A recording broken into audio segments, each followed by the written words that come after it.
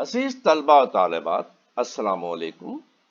اس نشست میں ہم 1973 کے دستور میں صدر اسلامی جمہوریہ پاکستان کے بارے میں گفتگو کریں گے۔ اس کو ہم نے 3 سب ٹاپکس میں تقسیم کیا ہے۔ نمبر 1 اس کی ایلیجیبلٹی اور الیکشنز، نمبر 2 اس کے فنکشنز اینڈ پاورز، نمبر 3 اس کا مواخذہ، صدر کا مواخذہ۔ جو سب سے پہلا ہے پریزیڈنٹ کی ایلیجیبلٹی، الیکشن اور اس کی مدت جو ہے اس پر ہے۔ Article 41 clause 1 There shall be a president of Pakistan who shall be the head of the state and shall represent the unity of the republic. Head of state and shall represent the unity of public. یعنی head of the state جو ہے وہ president of Pakistan ہے، جبکہ head of the government جو ہے وہ prime minister ہوتا ہے۔ ہمارے ہاں پارلیمنٹری سسٹم ہے۔ پارلیمنٹری سسٹم میں یقیناً صدر کے اختیارات محدود ہوتے ہیں اور اصل چیف ایگزیکٹو وہ پرائم منسٹر ہوتا ہے۔ اس کے اوپر ہم بعد میں گفتگو کریں گے۔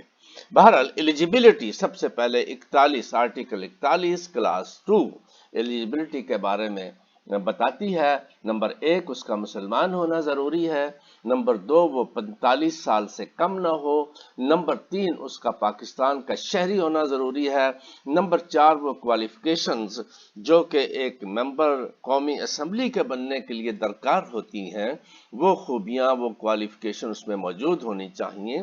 یعنی جس طرح 62 اور 63 آرٹیکل 62 اور 63 ہمارا ہے، جس میں صادق اور امین ہونا اور دیگر چیزیں لکھی گئی ہیں، وہ تمام خوبیاں پریزیڈنٹ میں ہونا بھی ضروری ہے۔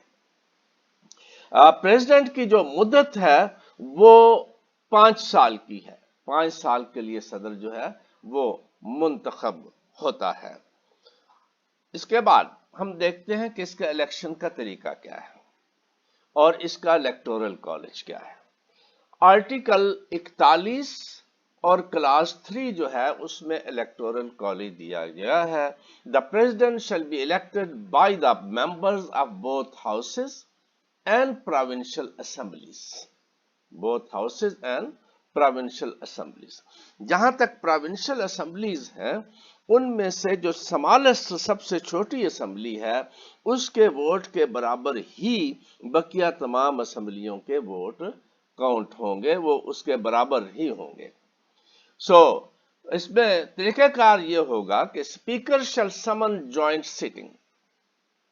اسپیکر جو ہے وہ جوائنٹ سے اس الیکشن کو کنڈکٹ الیکشن کمیشن کرواتا ہے۔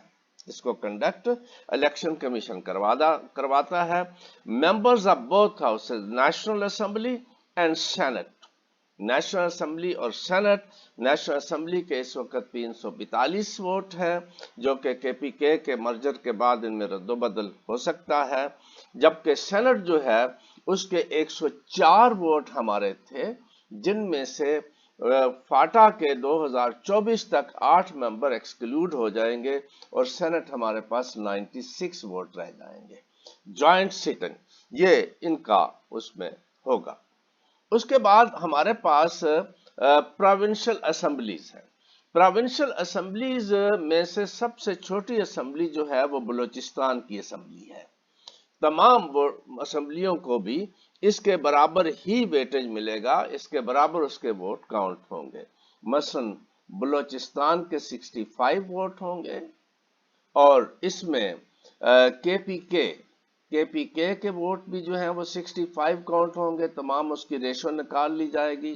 پنجاب کے ووٹ بھی 65 کاؤنٹ ہوں گے، اس کی ریشو نکال لی جائے گی۔ سندھ کے ووٹ بھی 65 کاؤنٹ ہوں گے، ریشو نکال لی جائے گی۔ اور یہ اس طریقے سے جب جوائنٹ سیٹنگ میں ہر ایک کو طریقہ کار یہ ہوگا اس کا کہ جوائنٹ سیٹنگ کا انتخاب آپ اس کی آگے ڈیٹیل بھی دیکھ سکتے ہیں۔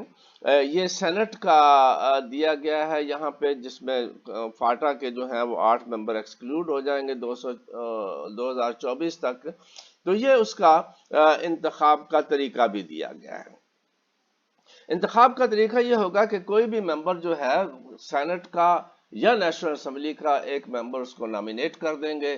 صدر جو ہے وہ اس کو نامینیشن پیپر جو ہے وہ ریکمینڈی سائن کرے گا اور صدر اپنی ولنگنس کا سرٹیفکیٹ سبمٹ کروائے گا. اور پارلیمنٹ جو ہے جوائنٹ سٹنگ اسپیکر کال کرے گا, اس میں ممبرز کو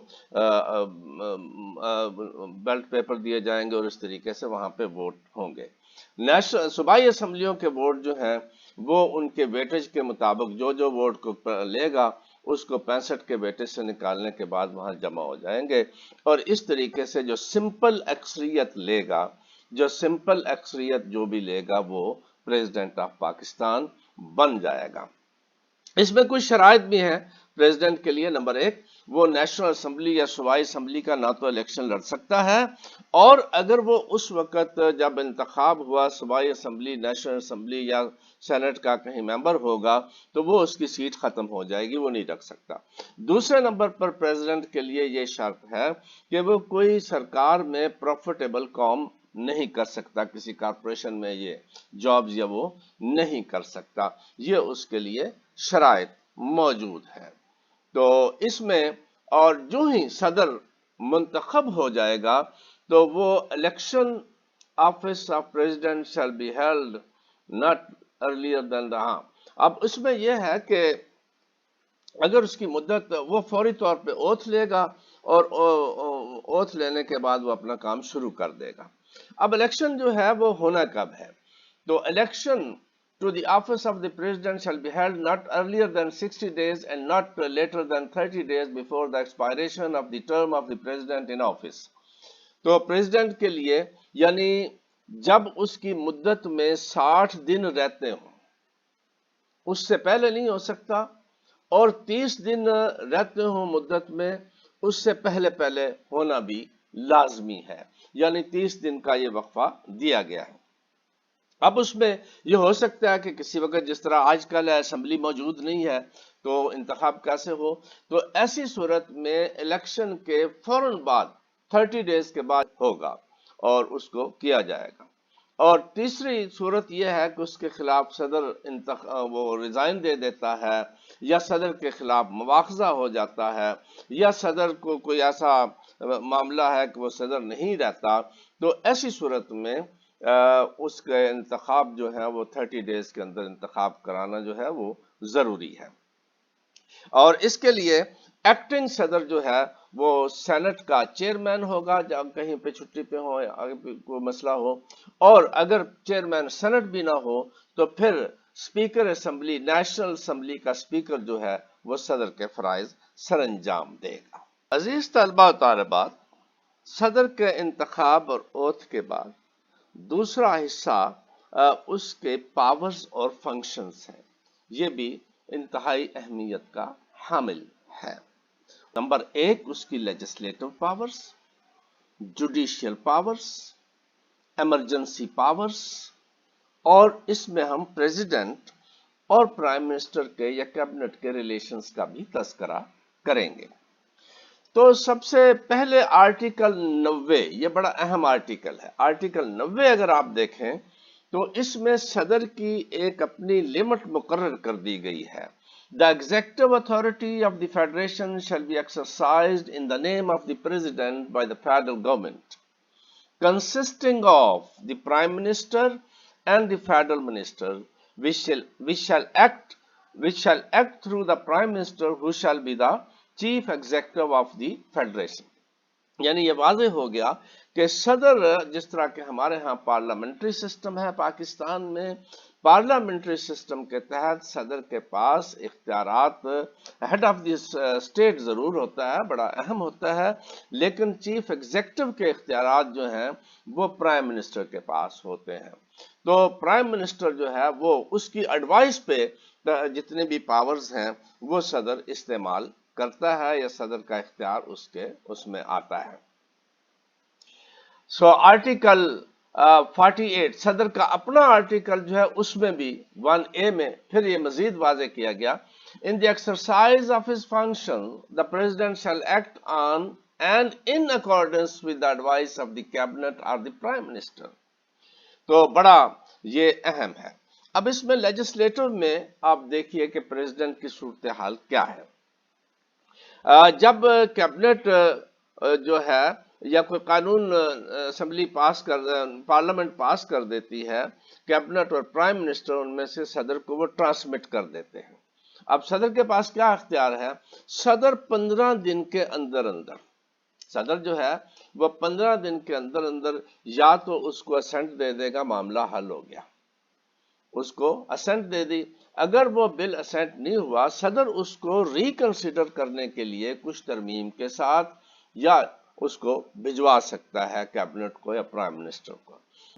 اس کو کیبنٹ جو ہے دوبارہ اس میں تبدیلی کر کے یا اس کی ترمیم کو نہ مان کے اسی صورت میں چاہے تو اسے صدر کو دوبارہ بھیج سکتی ہے، اور صدر جو ہے ودن 10 days 10 دن کے اندر جو ہے صدر وہ قانون خود بخود قانون پاس ہو جائے گا، وہ اس پہ دستخط ثبت کرنے کا پابند ہوگا، اگر نہیں کرے گا تو قانون بن جائے گا وہ۔ اسی طرح the president appoint on the advice of prime minister, بہت سی اس کے پاس ہیں federal ministers from amongst the members of the parliament, the governors of the provinces, یہ صدر جو ہے یہ گورنرز کا تقرر پرائم منسٹر کے ایڈوائس پہ کرتا ہے۔ Attorney general of Pakistan, members of national finance commission, بڑا اہم کمیشن ہے، اس کے ممبرز کا تقرر صدر کے دستخط سے ہوتا ہے۔ اسی طرح چیف الیکشن کمشنر کے تقرر کا کانسٹیٹیوشن میں ایک طریقہ دیا گیا ہے، جس میں پرائم منسٹر یعنی گورنمنٹ اور اپوزیشن دونوں کے درمیان وہ کنسنسس کی صورتحال پیدا کرنے کی کوشش کی گئی ہے۔ تو ایسی صورت میں جب وہاں سے مختلف پارلیمنٹری کمیٹیوں سے ہوتا ہوا چیف الیکشن کمیشن کا نام جو ہے وہاں پہ صدر کے پاس چلا جاتا ہے، تو پھر صدر اس کو نوٹیفائی کرتا ہے، یعنی اس سے پہلے اپوزیشن اس میں کنسنسس وہ ایک ضروری عمل ہے اور اس کا ایک پروسیجر دیا گیا ہے۔ Members of the council of Islamic ideology, ان کے ممبرز کا تقرر، members of the council of common interest, ان کا members of national economic council اور members of the federal process commission جو ہے ان کا تقرر بھی صدر کے ذریعے سے ہوتا ہے۔ آرٹیکل 58(2)(b) اور آرٹیکل 58 کانسٹیٹیوشن 1973 یہ صدر اور کیبنٹ کے درمیان ریلیشنز کا وہ ریلیشن ظاہر کرتا ہے۔ So, Article 58, the President shall dissolve the National Assembly if so advised by the Prime Minister. یہاں پہ بڑا کلیئر لکھا ہوا ہے۔ اب یہ جو ہے نا مختلف مرحلوں سے گزرا ہے۔ اس میں 8ویں ترمیم میں صدر نے یہ اختیار لے لیا کہ وہ یونیلیٹرلی اسمبلی کو ڈیزالو کر سکتا ہے۔ اس کے بعد 13ویں ترمیم آئی اور اس اختیار کا استعمال بھی ہوا۔ پھر 13ویں ترمیم آئی۔ 13ویں ترمیم میں نواز شریف صاحب کی حکومت تھی، تو انہوں نے صدر کے اس اختیار کو ختم کر کے on the advice of the prime minister کر دیا۔ 17ویں ترمیم آئی، اس وقت جنرل مشرف صاحب کی پریزیڈنٹ تھے، اور 2002 میں نیشنل اسمبلی جب بحال ہوئی تو انہوں نے 17ویں ترمیم کی، جس کے تحت پھر صدر کے پاس یہ اختیار چلا گیا جس کو وہ یونیلیٹرلی جو ہے وہ اسمبلی کو ڈیزالو کر سکتا تھا۔ اس وقت 18ویں ترمیم جو 2010 میں ہوئی، یہ 18ویں ترمیم ہے جو 2010 میں ہوئی، تو اس وقت آصف زرداری صاحب صدر تھے اور یوسف گیلانی صاحب پرائم منسٹر تھے، اور یہ یونانیمسلی تقریباً وہاں سے ہو گئی تھی۔ تو اب 18ویں ترمیم کے تحت the president shall dissolve the national assembly if so advised، بڑا clear, if so advised by the prime minister، تو یہ اگر وہ کرے گا تو وہ اس کو ڈیزالو کرے گا۔ اس کے بعد مزید پکا کام کیا گیا ہے، the national assembly shall unless sooner dissolved، دستخط ہو گئے stand dissolved at the expiration of 48 hours، اور 48 گھنٹے میں اگر صدر دستخط نہیں بھی کرتا تو نیشنل اسمبلی خود بخود 48 گھنٹے کے اندر اندر نیشنل اسمبلی جو ہے وہ ڈیزالو ہو جائے گی۔ اس طریقے سے یہ اختیار اس وقت پرائم منسٹر کے پاس موجود ہے۔ اس کے اوپر بحث ہو سکتی ہے کہ یہ والا صحیح تھا یا غلط تھا، یہ ہمارا موضوع نہیں ہے اس وقت۔ اور اب پریزیڈنٹ کے پاس کچھ جوڈیشل پاورز بھی ہیں۔ سب سے اہم پاور یہ ہے کہ پریزیڈنٹ جو ہے اگر کوئی ٹریبونل یا کورٹ کسی اس کو سزا دیتا ہے تو صدر اس سزا کو معاف کر سکتا ہے، اس سزا کو کم کر سکتا ہے، اس سزا کو سینڈ بیک کر سکتا ہے، اس کو ریمٹ کر سکتا ہے۔ اور اس کے بعد بڑا اہم اختیار جو ہے appointment of the chief justice of the various chief justice کی اور ججز آف دی سپیریئر کورٹ، ان کی تقرر جو ہے۔ اس میں آپ کو بتاتا چلوں کہ یہ ایک پورا پروسیجر ہے ججز کے تقرر کا کہ متعلقہ ہائی کورٹ کا چیف جسٹس جو ہے اپنی سفارشات بھیجتا ہے، پھر chief justice of supreme court ایک جوڈیشل کمیشن ہے ہمارے پاس، جوڈیشل کمیشن میں یہ جاتی ہیں تو جوڈیشل کمیشن جو ہے اس میں اپنی سفارشات مرتب کرتا ہے اور اس کے بعد وہ پارلیمنٹری کمیٹی کے پاس چلی جاتی ہیں۔ پارلیمنٹری کمیٹی کے پاس اگرچہ بہت زیادہ اختیار نہیں ہے، لیکن وہ اس کے بعد پھر کیبنٹ اور پرائم منسٹر کے ذریعے صدر کے پاس جاتی ہیں اور پھر پریزیڈنٹ اس کا نوٹیفیکیشن کرتا ہے۔ اور اسی طرح ایڈیشنل ججز اگر ہائی کورٹ میں ضرورت ہو وہ بھی صدر کے دستخط سے ہوتے ہیں اور اس کا اپنا ایک طریقہ کار ہے۔ کسی بھی جج کو ایک ہائی کورٹ سے دوسرے ہائی کورٹ میں ٹرانسفر کیا جا سکتا ہے۔ یہ آپ کو یہ جو ہے ترمیم یہ پہلی 7 ترامیم میں بھٹو صاحب کے دور میں ہو گئی تھی، جس میں لیکن اس میں یہ ہے کہ ہائی کورٹ کے جج کو ٹرانسفر تو کیا جا سکتا ہے لیکن اس کی کنسنٹ بڑی ضروری ہے، اس کی کنسنٹ کے بغیر اسے نہیں کیا جا سکتا۔ بہرحال یہ صدر کے ذریعے سے ہوتا ہے۔ صدر کی اس کے علاوہ صدر جو ہے وہ سپریم جوڈیشل کونسل پریزیڈنٹ میں refer the case of any جج to the supreme judicial council, کسی جج کی انکوائری وغیرہ کے لیے سپریم جوڈیشل کونسل کو پریزیڈنٹ اس کو ریفر کر سکتا ہے۔ اور پھر صدر کے اختیارات میں ہے reference to the Islamic ideology, کوئی قانون اگر ایسا ہے جس کو سمجھتے ہیں کہ اسے اسلامک آئیڈیالوجی کی رائے لینا ضروری ہے تو صدر اس کو وہاں پہ ریفرنس بھیج سکتا ہے۔ اور یہ اس میں صدر کے ایک بڑی اہم پاور صدر کے پاس ایمرجنسی پاور ہے۔ ایمرجنسی پاور آرٹیکل 232 سے لے کر آرٹیکل 237 تک ایمرجنسی پاورز کو ڈیل کرتے ہیں۔ Article 232 The President may make a proclamation of emergency if he is satisfied that there is an imminent danger of external or internal aggression. اگر صدر یہ محسوس کرے کہ بیرونی طور پر یا اندرونی طور پر کوئی بہت بڑا خطرہ پیدا ہو گیا ہے تو ایمرجنسی پروکلیم ہو جائے گی۔ تو اس ایمرجنسی کے درمیان کیا ہوتا ہے؟ آرٹیکل 233 ہے The President may suspend fundamental rights contained in Article 15, 16, Article 17, 18, 19 and Article 24. یہ وہ سسپینڈ کر سکتا ہے۔ اب ہم دیکھتے ہیں کہ ان آرٹیکل میں کون سے حقوق ہیں۔ تو آرٹیکل 15 جو ہے اس میں فریڈم آف موومنٹ ہے، آرٹیکل 16 میں فریڈم آف اسمبلی ہے، آرٹیکل 17 میں فریڈم آف ایسوسیشن ہے، آرٹیکل 19 میں فریڈم آف سپیچ ہے اور آرٹیکل 24 میں رائٹ آف ٹو پراپرٹی ہے۔ اور اس میں لوگوں کے عدالت کا دروازہ کھٹکھٹانے یا حقوق کو ڈیمانڈ کرنے کی وہ کافی کم ہو جاتی ہے۔ ایک بڑا اہم اختیار صدر جو ہے appointment of the chiefs of the armed forces کے جو چیف ہیں ان کا تقرر جو ہے وہ صدر کرتا ہے۔ یہ بھی اسی طرح جیسا کہ 58 گزرا ہے تو 8ویں ترمیم میں یہ اختیار صدر کے پاس ڈسکریشنری پاور میں چلا گیا تھا، 13ویں میں پھر یہ پرائم منسٹر کے پاس آ گیا، 17 میں پھر یہ پریزیڈنٹ کے پاس چلا گیا۔ اب 8th امینڈمنٹ میں یہ اختیار بھی پرائم منسٹر کی ایڈوائس پر ہی چیف پریزیڈنٹ اختیار کرے گا۔ پھر بڑا اہم پریزیڈنٹ گرانٹ کمیشن جو ہے فوج میں یہ پریزیڈنٹ ہی گرانٹ کرتا ہے. اگر کوئی وار ہے تو وہ پریزیڈنٹ کے نام سے اس کا ہوتا ہے.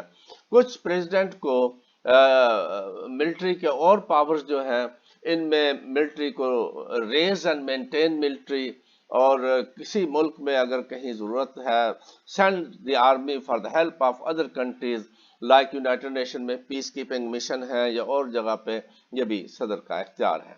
صدر کے پاس کچھ اختیارات جو ہیں فارن افیئرز کے بارے میں بھی ہیں، یعنی سیٹلمنٹ میٹرز ہے، اور appointment of ambassadors and representatives in the United Nation, یہ بھی صدر کا اختیار ہے. یہ صدر کی پاورز اور فنکشن ہے. اس گفتگو کا تیسرا حصہ پریزیڈنٹ کی ریموول اور امپیچمنٹ پر مشتمل ہے. اس مقصد کے لیے کانسٹیٹیوشن آف پاکستان 1973 میں آرٹیکل 47 موجود ہے. Article 47 reads as, President may in accordance with the provision of this article be removed from office on the ground of physical or mental incapacity or impeached on a charge of violating the Constitution or gross misconduct. یعنی article 47 کے تحت president کو remove کیا جا سکتا ہے اگر اس کی مینٹل یا فزیکل انکیپیسٹی ہو، یا اس نے کانسٹیٹیوشن کو وائلیٹ کیا ہو، یا کوئی گراس مس کنڈکٹ کا ارتکاب کر دیا ہو. تو ایسی صورت میں پریزیڈنٹ کو ریموو کیا جا سکتا ہے. اس کے 3 سٹیپ ہیں.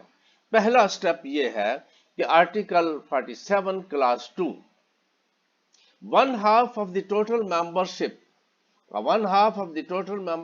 of either house may give to the Speaker of the National Assembly or the Chairman of the Senate a written notice of its intention to move a resolution for the removal or to impeach the President.